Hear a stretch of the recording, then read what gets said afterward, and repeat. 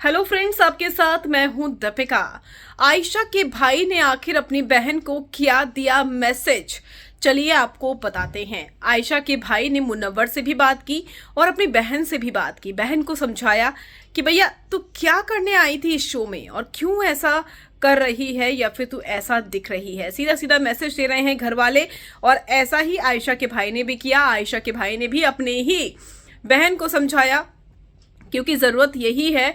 अब फाइनल ही है 28 को, तो ऐसे में अगर टिके रहना है गेम में तो उसी तरीके से खेलना होगा और जो खेलेगा ढंग से वही फिनाले तक पहुंचेगा और फिनाले वाले दिन उसके चेहरे भी हमें दिखेंगे। अब ऐसे में आयशा के भाई के घर में एंट्री हुई।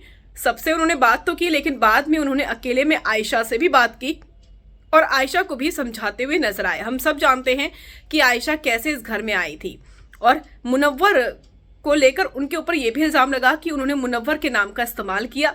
उसके बाद जब सलमान से डांट पड़ी तो वो बेहोश भी हो गई।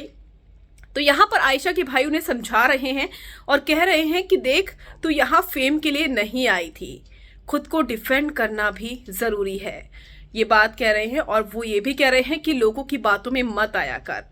इतना ही नहीं, उनके भाई ने ये भी कहा कि खुद के लिए स्टैंड लिया कर और स्ट्रांग बन, क्योंकि ये बहुत ज़रूरी है। और खुद को डिफेंड किया कर, लोगों की बातों में आने की ज़रूरत नहीं है तुझे।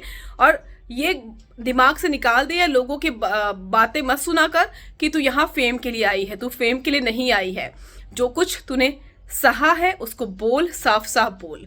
तो यानी कि वो कहना चाह रहे हैं कि जो लोग उनसे बातें करते हैं उनकी बातों में आने की ज़रूरत नहीं है। यानी कि मुनव्वर के बारे में भी हो सकता है कह रहे हो।